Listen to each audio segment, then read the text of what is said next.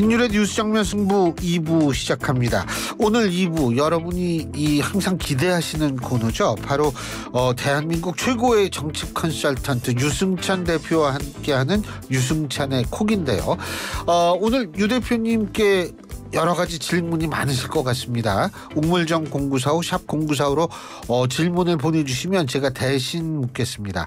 짧은 문자 50원, 긴 문자 100원의 유료 문자임을 말씀을 드립니다. 앞서 말씀드린 대로 유승찬 대표 스튜디오에 나와 계십니다. 어서 오십시오. 네, 안녕하세요. 네. 지난주 금요일에 발표된 한국갤럽 여론조사. 예. 이거 상당히 벌어졌거든요. 국민의힘하고 요 조사 개요는 제가 이따 말씀을 드리겠습니다. 네.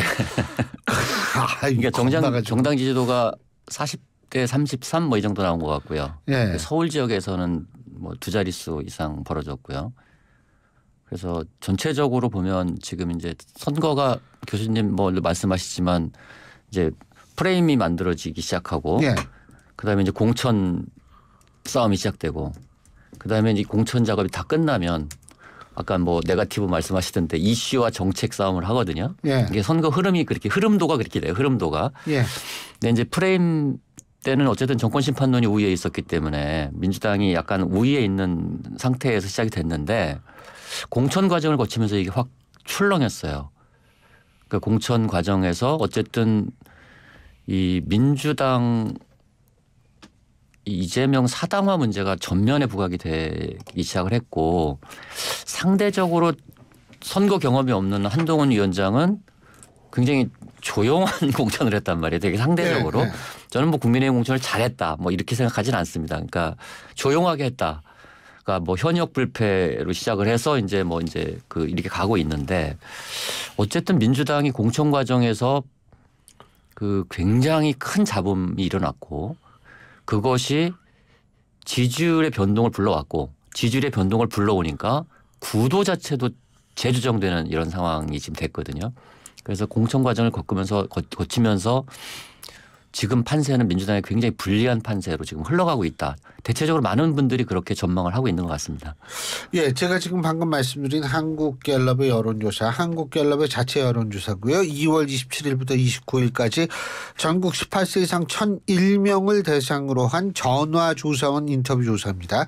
자세한 내용은 중앙선거 여론조사 심의위원회 홈페이지를 참조하시면 됩니다. 네. 예. 아주 이거 즐거워요. 이거 읽을 때마다. 네. 그런데 지금 사실 저는 어떻게 보세요?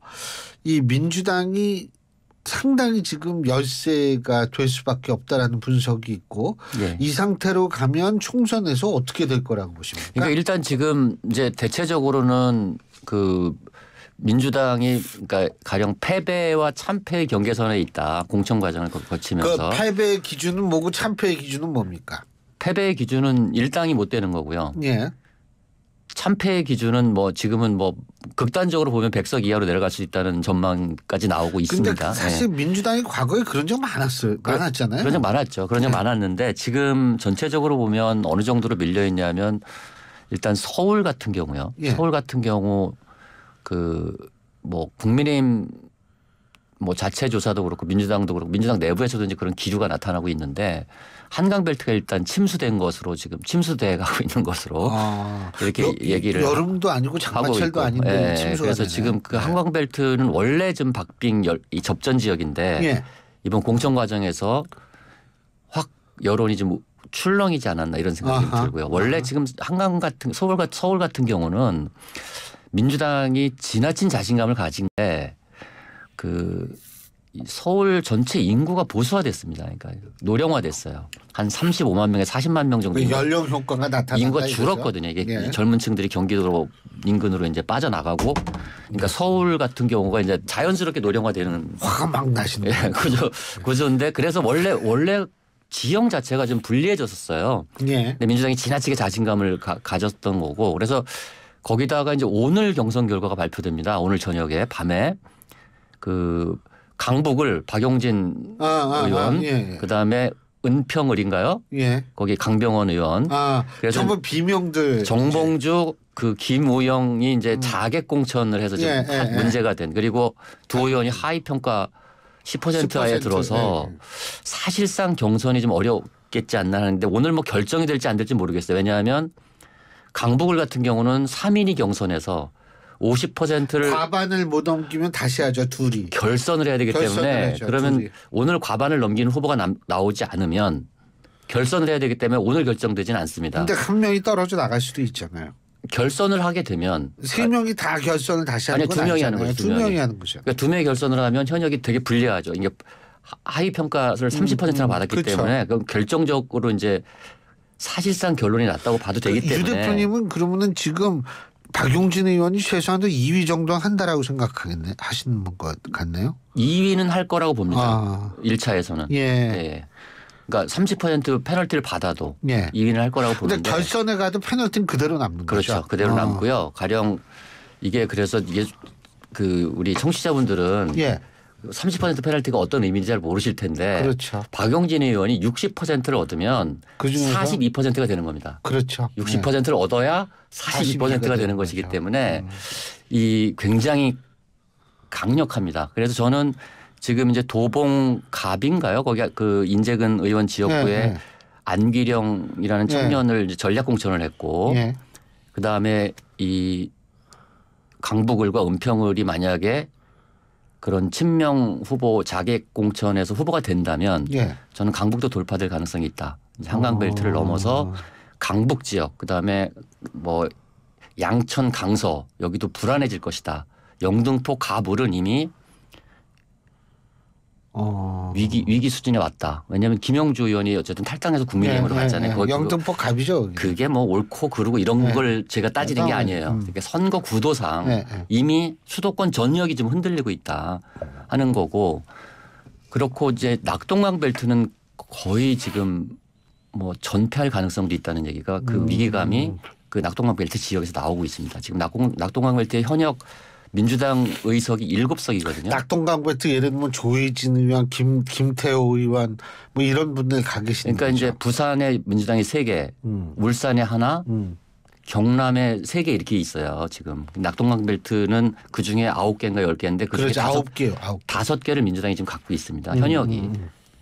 근데 이게 좀 흔들흔들한 굉장히 흔들흔들합니다. 그러니까 가령 뭐 김태호 의원이 김두관 의원하고 붙는데 뭐 거기 뭐 조사 결과는 어쨌든 뭐 박빙이지만 아직 오차범위 내지만 뭐 그런 여론조사는 그 개인적인 의견입니다. 나오는 그것도 찾으려면 힘들어요. 이거 숫자 말 안 하면 괜찮은 거 아니에요? 아니 그러니까 어쨌든 개인적인 의견. 그리고 지금 양산 의뢰는 조혜진 의원이 그렇죠. 들어가서 김정우 의원이랑 경쟁을 하고 있지 않습니까?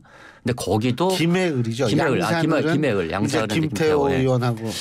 그리고 이제 뭐 서병수 의원이 이제 전재수 의원 지역구에 갔고. 그렇죠. 그래서 이것이 어쨌든 지금 전체적으로 PK 민심이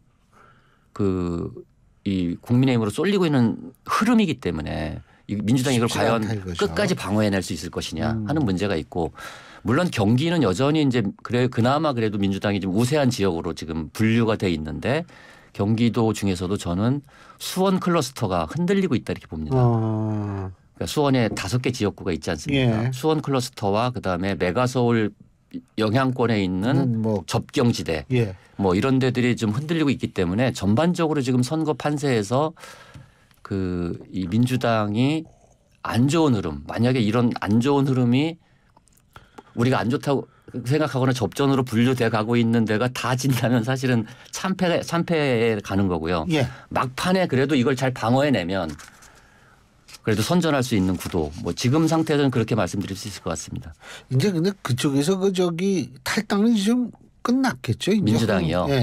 홍영표 의원 마지막으로. 일단 뭐 홍영표 서른 의원 뭐 여기 이제 탈당하면서 그러니까 탈당이 원래 이제 도미노 일어날 수 있었던 분기점이 임종석 그 전 의원이었는데 이제 임종석 전 의원이 어쨌든 경선 결과를 수용하겠다고 발표함으로써 탈당 도미노는 상당히 제약된 느낌. 그래서 기동민 의원도 이제 탈당 안 하겠다고 어제 얘기하지 않았습니까? 그래서 민주당 대거 탈당 사태는 일어나지 않을 가능성이 높아졌다. 저는 이렇게 봅니다. 근데 사실 뭐 탈당이고 뭐 지금 여러 군데 흔들리고 이런 말씀하셨는데 일각에서 그런 얘기 있잖아요. 이재명 대표의 눈은 총선에 있는 게 아니라 대선에 있다. 근데 저는 사실 총선과 대선을 분리 생각하기도 힘들 것 같은데. 저는 그냥 가령 뭐 총선을 져도 뭐 이재명 당을 만들겠다고 얘기하는 건 다 호사가들의 얘기라고 봅니다. 예. 총선을 지면요 이 변수를 컨트롤할 수가 없습니다. 그죠? 중요한 건 통제하는 건데 총선을 졌을 때 과연 리더십 유지되겠느냐 이 문제는 다른 문제예요. 그래서 이거는 제가 정확하게 민주당 쪽 사람들 말을 많이 듣기 때문에 말씀드리면 이렇게 해도 이긴다고 본 거예요. 가령 총선을 져도 이렇게 해야 된다고 생각한 것은 아니고요. 그건 그냥 호사가들 이렇게 해도 이긴다. 이렇게 해도 이긴다. 그러면 지금 이 상황을 어떻게 해석하고 있는지 지금도 궁금하네요. 이렇게 해석하고 있어요. 이게 이제 사실은 순간적인 현상이다.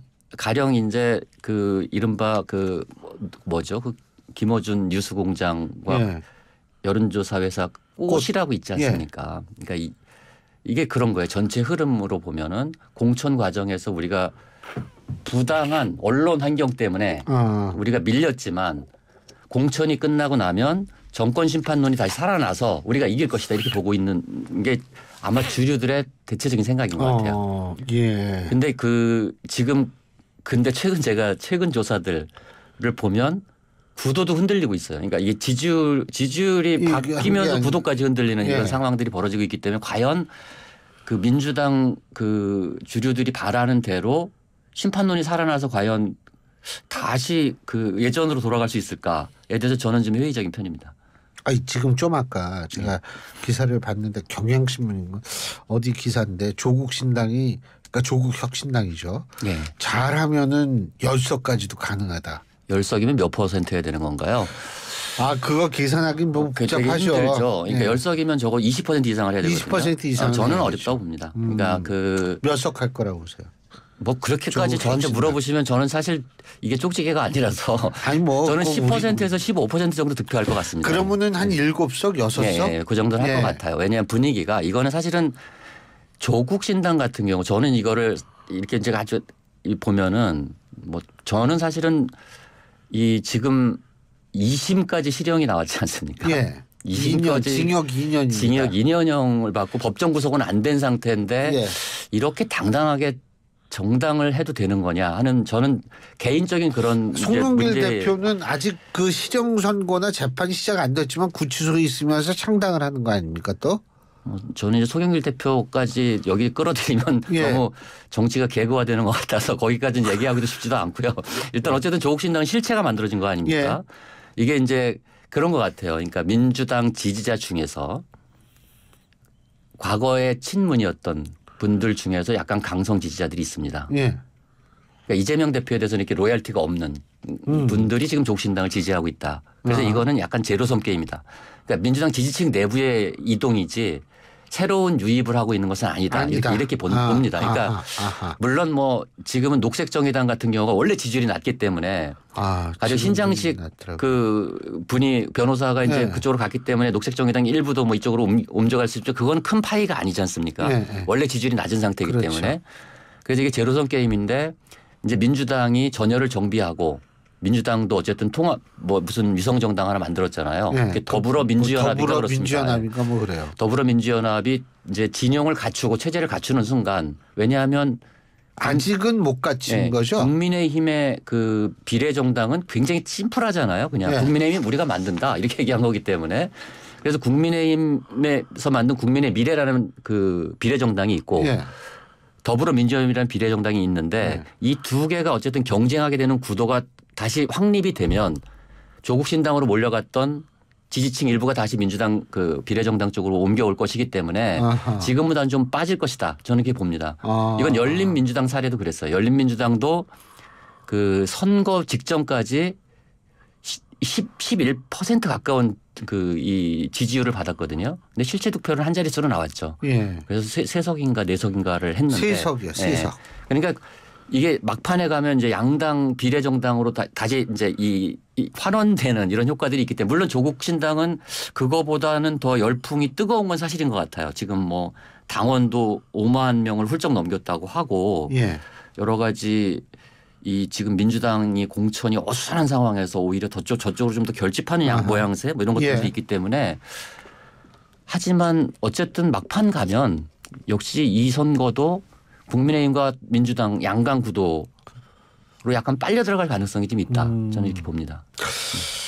근데 제가 한 가지 또 그 열린민주당 사례를 말씀하셔가지고 제가 좀 궁금해지는 게 그 예전에 열린민주당 나왔을 때 당시 이해찬 당대표는 열린민주당과 민주당의 위성정당의 구분을 확실하게 해야 되는데 이런 얘기도 하고 그랬거든요. 예, 맞습니다. 근데 아니 뭐 그저께인가 언제 왜 그 조국 대표가 이재명 대표 만났을 땐 뭐 협력하고 뭐 함께 이건 뭐예요 이거? 그러니까 이제 저는 뭐 원래는 이제 거리를 뒀었잖아요 민주당이. 예. 근데 어쨌든 어제는 뭐 당을 만들고 당 대표가 이제 당을 예방하는 자리잖아요. 예. 순회하면서 예방하는 자리들을 만드는데 메시지가 제가 생각했던 것보다 더 세게 나갔어요. 마치 연대하는 듯한 느낌. 글쎄요. 근데 전 연대 메시지가. 안 할 것 같은데. 연대를 할 수가 없습니다. 할 수가 없죠. 왜냐하면 일단 이 민주당 그 이재명 강성 지지자들이 조국 신당에 대해서 굉장히 비판적입니다. 예. 왜냐하면 아니 민주당은 공천할 때 차기 주자가 될 만한 싹까지 다 잘라버렸는데 아직 물론 박용진 의원 아직 남아 있습니다. 근데 조국 전 장관은 그분들에 비하면 더 센 분이잖아요.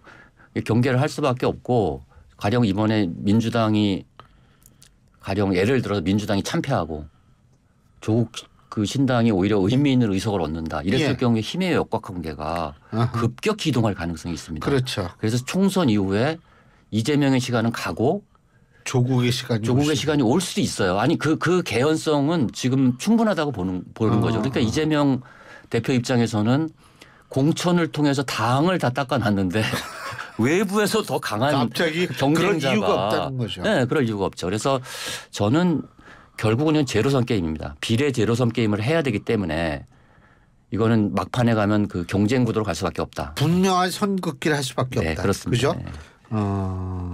근데 어쨌든 그리고 지금 이제 국민의힘도 공천에 대해서 불만을 풀고 탈당 무소속 출마를 하겠다 이런 얘기도 나오고 또 이 일부 의원은 뭐 이의 신청을 하고 뭐 그러는데 특히 이제 대구 쪽에는 유영아 변호사가 공천을 받은 것을 두고 이 좀 해석이 나와요. 무슨 해석이 나오냐 하면 이게 지금 이른바 박근혜 전 대통령의 탄핵 문제를 소환하는 것 아니냐라는 비판도 나오고 어떻게 보세요? 저는 사실은 이제 윤석열 대통령께서 박근혜 전 대통령을 여러 번 만났잖아요. 예. 그때는 이제 국민의힘이 되게 어려울 때였어요. 예. 손을 벌린 거죠. 예.